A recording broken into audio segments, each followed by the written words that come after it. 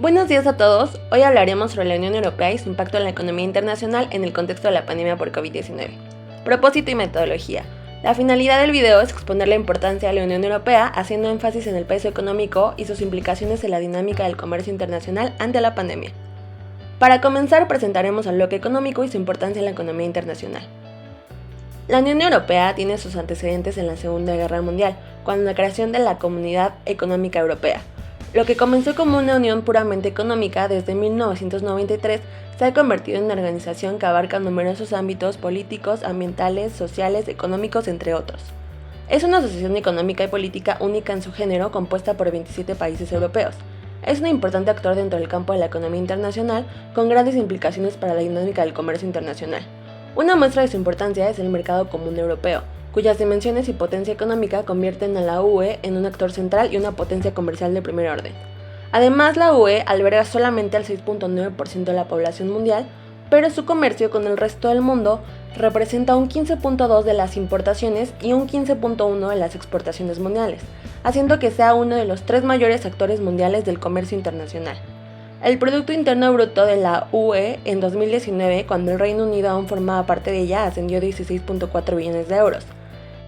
Este bloque comercial es de los más involucrados respecto a la liberalización del comercio a nivel mundial y el incremento de los flujos de bienes y servicios.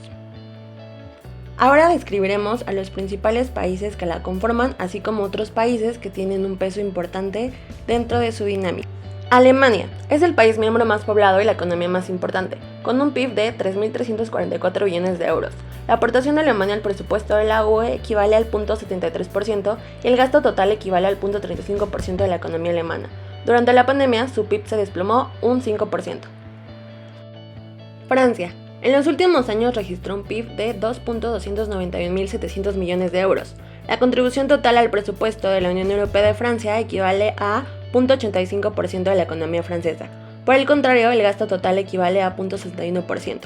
Por la pandemia de COVID-19, el país tuvo una caída del PIB de 8.3%. Otros países importantes para la Unión Europea son Reino Unido y Suiza. Reino Unido. A pesar del Brexit, Londres sigue siendo el mayor mercado financiero de Europa, aunque sí implicó un freno, el cual empeoró en 2020 cuando el PIB cayó un 2.2% hasta llegar a un 20.4%. El 41% de las exportaciones que tienen como destino la Unión Europea también cayeron desde el Brexit. Suiza. En 2018 tuvo una deuda del 40.96% del PIB. El 52% de las exportaciones suizas tienen como destino la UE, y la pandemia generó la ralentización del PIB suizo con menos 5.3%. Para terminar, mencionaremos el comercio interbloque y sus afectaciones por la pandemia. La Unión Europea colabora activamente con los países o las agrupaciones regionales para negociar acuerdos comerciales, los cuales conceden un acceso mutuamente beneficioso tanto a los mercados de la Unión Europea como a los demás países. Además, otro aspecto importante del comercio de la Unión Europea es que los nuevos agentes económicos y la innovación tecnológica han transformado la estructura y los patrones del comercio, haciendo que la economía mundial esté altamente integrada, y las cadenas internacionales de suministro han sustituido en gran medida al comercio tradicional de productos acabados. Los principales socios comerciales de la Unión Europea en 2020 fueron los siguientes.